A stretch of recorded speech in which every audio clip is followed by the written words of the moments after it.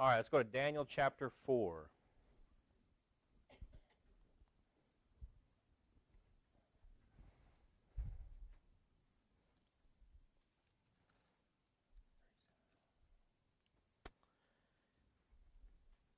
Daniel chapter 4.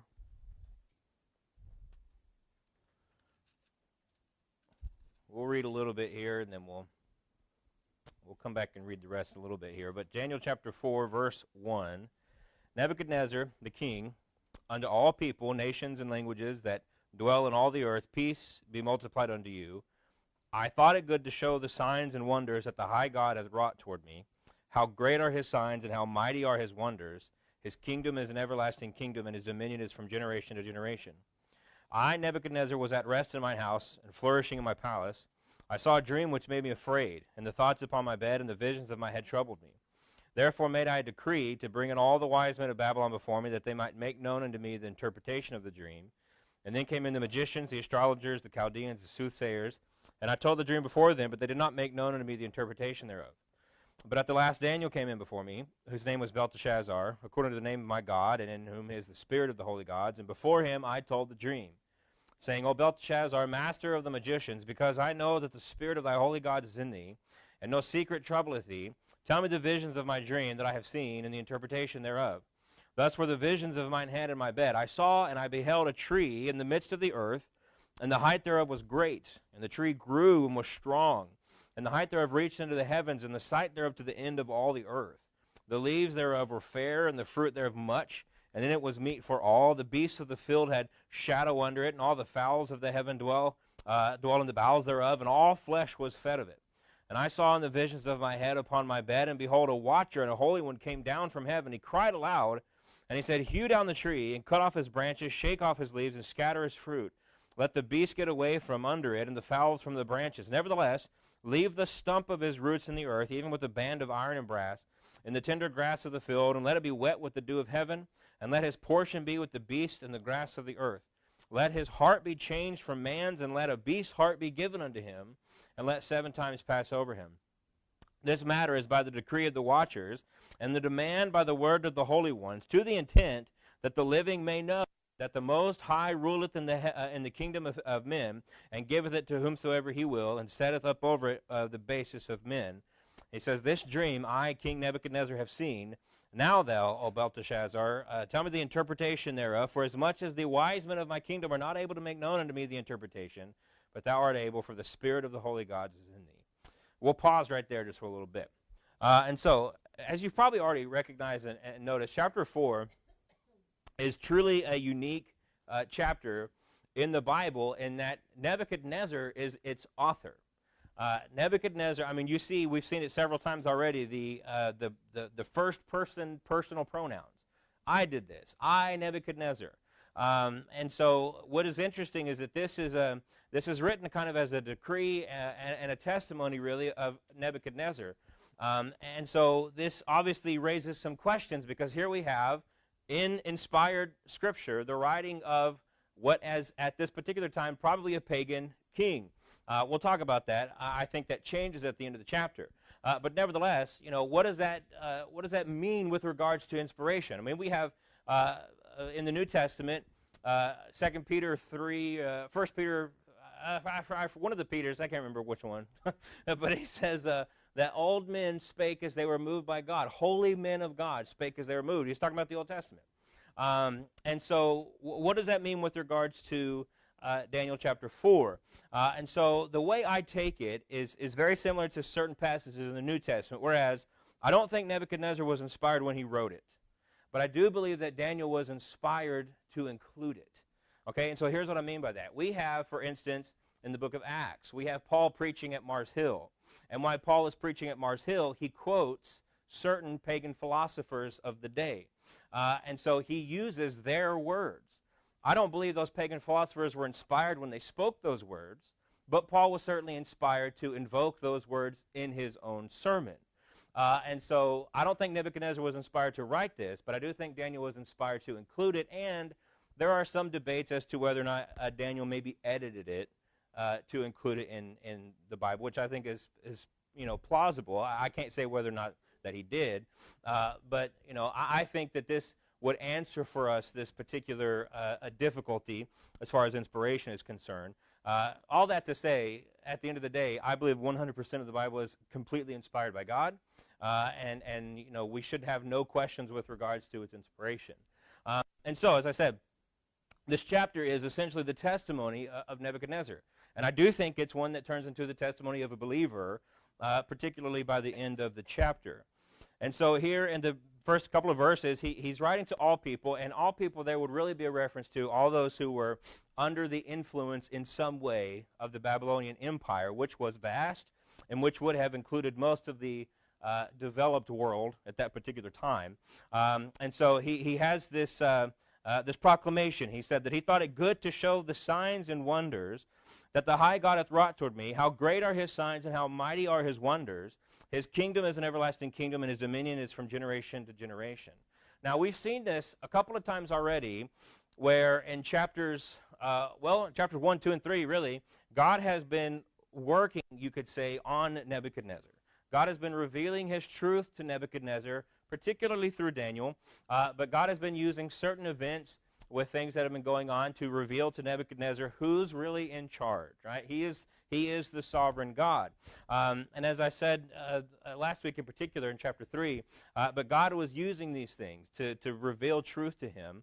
And so he's been working on Nebuchadnezzar, but it takes us one final drastic step, and we'll get to it in the end of the chapter, what this dream not only means, but the fulfillment of it, and what it leads Nebuchadnezzar to do. And so it takes a final drastic step to kind of bring Nebuchadnezzar into the fold, I guess you could say, of belief in God.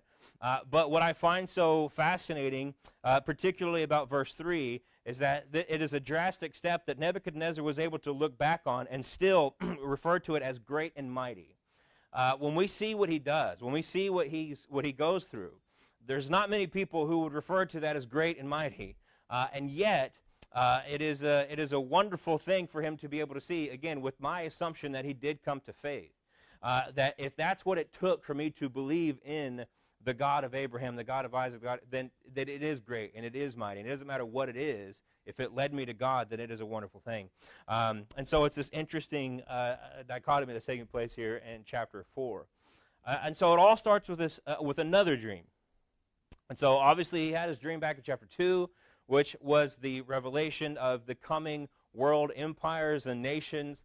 Here in chapter 4, it's much more localized. It's solely involving him. And so it's another dream that troubles him. It's another dream that he wants interpreted. And interestingly so, and we're not told why, but interestingly so, he puts out another decree for the wise men and the same groups in chapter 2 are the same groups mentioned in chapter 4 for them to come and interpret his dream. Why he didn't just go straight to Daniel, I don't know.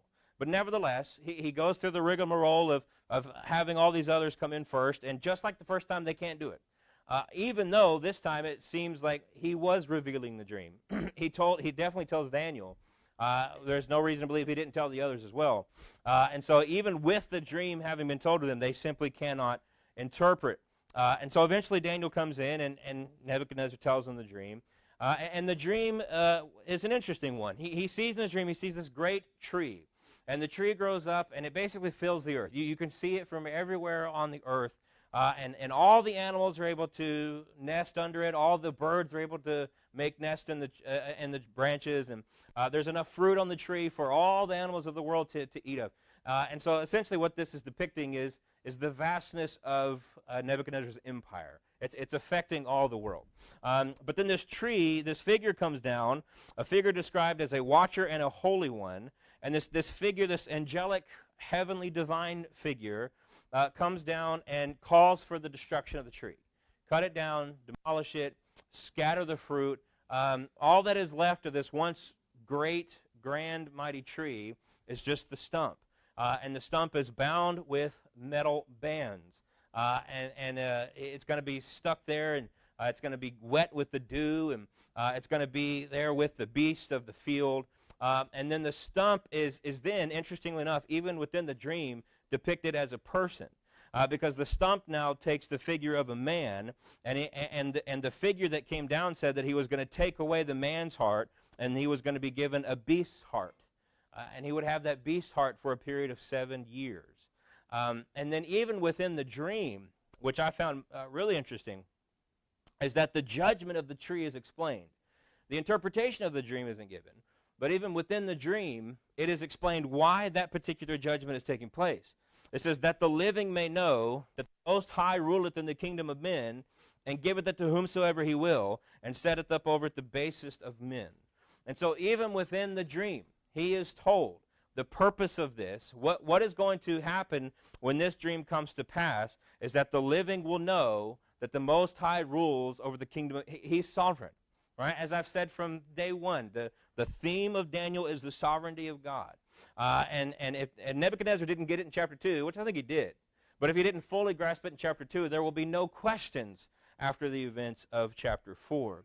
And so, with that said, let's pick it up in verse 19. And so verse 19, it says, Then Daniel, whose name was Belteshazzar, was astonished for 1 hour, and his thoughts troubled him. The king spake, and he said, Belteshazzar, let not the dream or the interpretation thereof trouble thee. Belteshazzar answered, and he said, My lord, the dream be to them that hate thee, and to the interpretation thereof to thine enemies. The tree that thou sawest, which grew, was a strong, whose height reached out unto the heaven, and the sight thereof to all the earth, whose leaves were fair, and the fruit thereof much, and it was meat for all, under which the beasts of the field dwelt, and upon whose branches of the fowls the heaven and the heaven had their habitation. It is thou, O king. Thou art grown and become strong, for thy greatness is grown and reacheth unto heaven, and thy dominion to the end of the earth. And whereas the king saw a watcher and a holy one coming down from heaven, and saying, Hew down the tree, and destroy it, and leave the stump of the roots thereof in the earth, even with the band of iron and brass, and the tender grass of the field, and let it be wet with the dew of heaven, and let his portion be with the beasts of the field, till 7 times pass over it.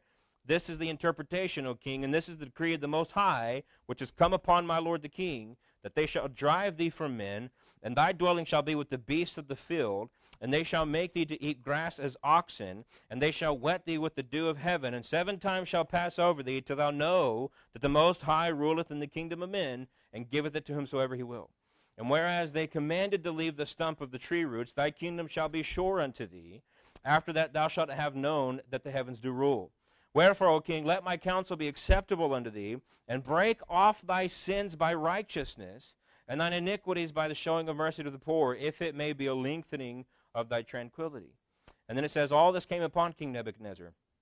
At the end of 12 months, he walked in the palace of the kingdom of Babylon, and the king spake, and he said, Is not this great Babylon that I have built for the house of the kingdom by the might of my power and for the honor of my majesty? And while the word was in the king's mouth, there fell a voice from heaven, saying, O King Nebuchadnezzar, to thee it is spoken, the kingdom is departed from thee. And they shall drive thee from men, and thy dwelling shall be with the beasts of the field, and they shall make thee to eat grass as oxen, and 7 times shall pass over thee, until thou know that the Most High ruleth in the kingdom of men, and giveth it to whomsoever he will. The same hour was the thing fulfilled with Nebuchadnezzar, and he was driven from men, and did eat grass as oxen, and his body was wet with the dew of heaven, till his hairs were grown like eagle's feathers, and his nails like bird's claws. And at the end of the days, I, Nebuchadnezzar, lifted up mine eyes unto heaven, and mine understanding returned unto me. And I blessed the Most High, and I praised and honored him that liveth forever, whose dominion is an everlasting dominion, and his kingdom is from generation to generation. And all the inhabitants of the earth are reputed as nothing. And he doeth according to his will in the army of heaven, and among the inhabitants of the earth, and none can stay his hand or say unto him, What doest thou?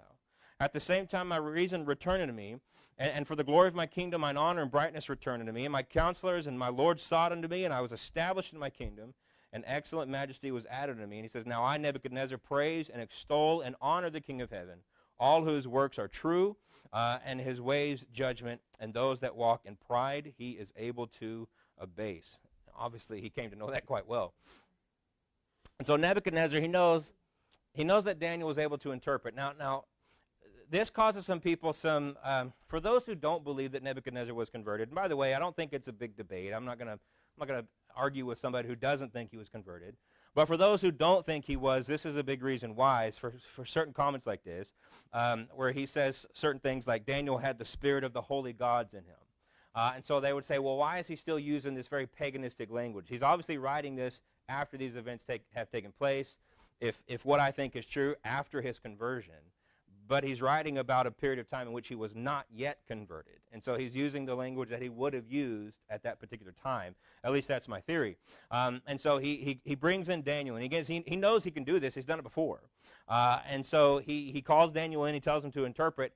And it's interesting because Daniel begins to think about this. At the beginning of verse 19, it says he's astonished for an hour. He's thinking about this. Obviously, he's probably praying about this. It doesn't specifically say that, but just knowing Daniel, he's obviously spending some time in prayer as well. And he's troubled. Unlike now, you got to also put yourself in Daniel's shoes. The first dream, he gets to tell Nebuchadnezzar, hey, you know the head of gold? That's you. You're the head. No, every king wants to hear that, right? You're the head of gold. But this time, it's not so great of a message. No, this time you're going to go crawl on the field for 7 years, and you're going to act like an ox. Right? That's not what anybody wants to hear. And so it actually got to the point where Nebuchadnezzar had to actually encourage Daniel. And so after doing that, Daniel does finally reveal to him what exactly this dream is. And so Nebuchadnezzar, obviously, I mean, it's not too difficult to put these things together. Nebuchadnezzar himself is the tree. And so God had granted him a tremendous kingdom. A kingdom with a very large dominion. And so Nebuchadnezzar had more influence, more power than anybody on the earth. And so he was this great tree that was growing up to the heavens. And so obviously if he's the tree, he's the one who's going to be brought down to a stump. And so, you know, this is very, very easy to follow. He'd be brought down to the stump. He would be bound with irons. Now, the very specific details of the dream are greatly debated. What is the exact interpretation of the iron, of the bands? And the interpretations kind of vary wildly, but all of it is serving the singular purpose that Nebuchadnezzar was going to be very much controlled by God. He would not be under his own power, under his own influence. He was going to be absolutely controlled by God. And so he was going to be brought down. He was going to be the stump. He was going to wallow around for 7 years with the beast, getting wet with the dew of the earth. All of this would take place. And then after the predetermined time, his kingdom would be restored. It says, after that thou shalt have known that the heavens do rule. So 7 years you're going to do this. And at the end of 7 years, your pride is going to be broken. And, you know, it wouldn't have taken 7 years, but 7 years was the judgment that God prescribed. And so your pride's going to be broken. You are going to understand who it is that's actually in control.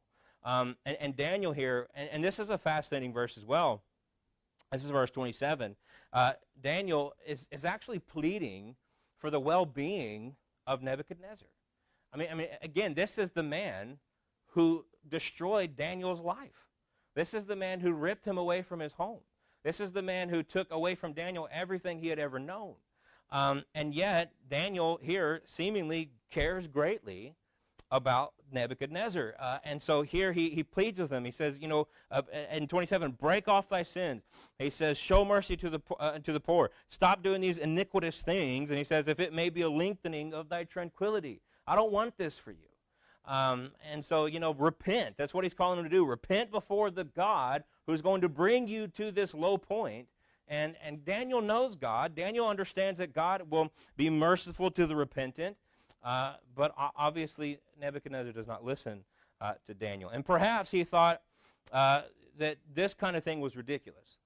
Perhaps, you know, God had obviously shown him some mighty things. He's seen the 3 men in the fiery furnace, and then, hold on, there's a 4th man, and none of them are hurt. He's seen some miraculous things. He's seen Daniel and those same 3 men, you know, go through his program and wind up way better than anybody else, even though they didn't partake of the king's meat and of his provisions. He's seen this God do some great things, but none of those involved him. None of those, you know, were dealing with the king of Babylon. And so Nebuchadnezzar here clearly thinks himself above this. And add to that the length of time. And so we see in verse 29 that this doesn't take place immediately. It's not like the next day that this started happening. Verse 29 says, at the end of 12 months. And so a year now has been removed from the time that he had this dream, and Daniel interpreted it for him. And so probably, even at the very beginning, he thought, this is never going to happen to me. And then you have the length of time where probably by this point it's long been forgotten by him. And yet he's walking around the palace and he's patting himself on the back thinking, look at this amazing kingdom that I have built. Right? It's all me. Babylon doesn't exist without me. I am Babylon. Babylon is me. And so Nebuchadnezzar, he's really feeling himself at this particular point. And the text tells us that it's in that moment, in fact, the moment that the king is speaking, that God speaks back, and he tells him, the judgment is coming, essentially. And so while his pride is on display, giving God no credit, God speaks back and he says, O King Nebuchadnezzar, to thee it is spoken, thy kingdom is departed from thee. And so exactly everything that David said would happen, happened. Nebuchadnezzar was driven from society. He eats grass. He was wet with dew. And it says, till his hairs were grown like eagle's feathers and his nails like bird's claws. And there's all kinds of studies that have been done. There are actual, I guess you'd call them mental conditions with very long names that I won't try to pronounce, and where people do act like an ox, and they will actually go out and they will eat grass and they will walk around on all fours, and so there are actual conditions like this. Obviously, Nebuchadnezzar didn't just snap one day and start acting like an ox, and then exactly 7 years later was perfectly fine. This was a judgment of God. This wasn't just a turning off of the lights and now there's a mental problem, and then 7 years later he just turned them right back on. No, this is a clear divine judgment. And so once that 7-year period was over, Nebuchadnezzar, the text says that he looks to heaven. And so likely this is his sign of repentance. Right? Daniel said this is going to take place until you understand that the heavens rule. And so now he's starting to understand, obviously. He looks to heaven, and his understanding was returned to him. And it's at this point that he begins to bless and praise God. And he comes to fully understand the point of it all. He doeth according to his will in the army of heaven and among the inhabitants of the earth. And none can stay his hand or say unto him, what doest thou? Right? Essentially, none of us have the right to point our finger up at God and say, how dare you? Or why did you do things this way? Or how come you didn't do the things that I wanted them to do? No, God is in control. God is sovereign over it all. And who are we to speak back? Who, to use the New Testament language, how do we think as the pot that we have the right to say anything to the potter? Right? We don't have that right. And Nebuchadnezzar was shown that quite extravagantly over the course of these 7 years. He's crawling around on the ground and eating grass. Now he's eventually restored to his former position. Now I want to point something out very quickly. I didn't put it in here, but just as kind of as a quick note. In verse 26, it says, and whereas they commanded to leave the stump of the tree roots, Daniel, this is when he's interpreting the dream, he says, thy kingdom shall be sure unto thee. In other words, your kingdom is not going to be ripped away from you. It'll be there for you when the time is over. And so there's some speculation, and obviously we can't confirm this by any means, but there's some speculation that Daniel, for those 7 years, was actively fighting for Nebuchadnezzar's return. That Daniel would have, he knows that it's going to happen. And so that Daniel would have been the one saying, no, just hold on, just wait. He's coming back. I know it looks bad right now, right? But he's coming back. My God has said so. Again, we can't say that definitively, but there is a lot of speculation about that, and I think it's likely, I guess, is what we could say about that. And so he's restored. He's restored to his former position, but now, obviously, he's been given a brand new perspective. He's been given a humble mindset, a humble attitude. And then, like I said at the very beginning, I and many others believe that this was not only a reconciliation with Babylon, but this was a reconciliation with the God of heaven, that this was salvation for Nebuchadnezzar. And so he says, this is him speaking. Now I, Nebuchadnezzar, praise and extol and honor the King of heaven, all whose works are truth and his ways judgment, and those that walk in pride he is able to abase. Obviously, probably might not be anybody else who understands that better than Nebuchadnezzar at this point. I'll quote Walvoord here. He said, prior to his experience of insanity, His confessions were those of a pagan whose polytheism permitted the addition of new gods. We've kind of talked about that. Now, Nebuchadnezzar apparently worships the King of Heaven only. For this reason, his autobiography is truly remarkable and reflects the fruitfulness of Daniel's influence upon him and probably of Daniel's daily prayers for him. Certainly, God is no respecter of persons and can save the high and mighty in this world as well as the lowly. And so I do, like I said, I firmly believe that we will one day see Nebuchadnezzar in eternity. I fully believe that. Now, like I said, I'm not going to argue with somebody against that. If they don't think that this is enough proof, that's fine. You know, that you can hold to that belief. That's totally fine. But I do think that Nebuchadnezzar was converted as a result of this. Now, the message of the chapter is clear. In fact, 3 times we see the exact same phrase. Verses 17, 25, and 32. The Most High ruleth in the kingdom of men. Right? This is the point of chapter 4. The point of the chapter 4 is not to give us this interesting story of a Babylonian king several millennia ago. That's not the point of chapter 4. The point of chapter 4 is to show us that even the king of the greatest empire in the world at the time was unable to do what he wanted to do unless God permitted it to be so. And the second that he tried to overreach and go beyond the bounds of what God was accepting, God proved very quickly that he can bring the high very, very low. Like I said, at this particular point, there was not a greater or more powerful or more influential person in the world than Nebuchadnezzar. And so God used him to really put on display the fact that you may think that this man is in control. I will show you most assuredly who is actually in control. And so I'll close with one more quote from Davis. He said, if verse 17 is true, which is one of those that says the Most High ruleth in the kingdom of men. If verse 17 is true, you must not be overly impressed by human governments nor awed by human rulers. Human governments are interim arrangements that God appoints to fill space until the power and glory of Jesus' kingdom. Human rulers, tyrannical or democratic, are God's lackeys who have tenure only at his pleasure. And this is exactly what we read in, well, all of Daniel really, but also places like Romans 13 and others which talk about human authority. And why is there human authority? Why is there anybody in any position of authority? Well, because God put them there. And just as easily as God put them there, he can remove them. And Daniel chapter 4 is a very stark illustration and reminder of that very, very important truth. So again, very clearly, Daniel is showing us.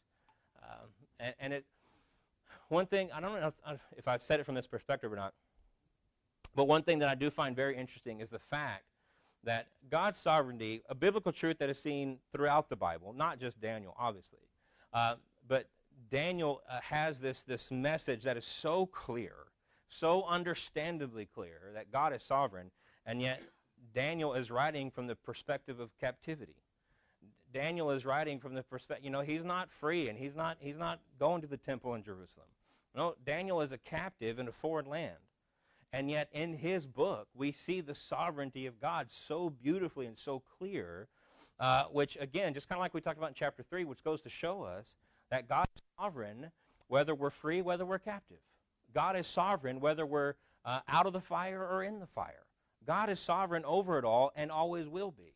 And so I love the fact that Daniel is this book where we see very beautifully this clear doctrine of God's sovereignty. All right. So I don't think I have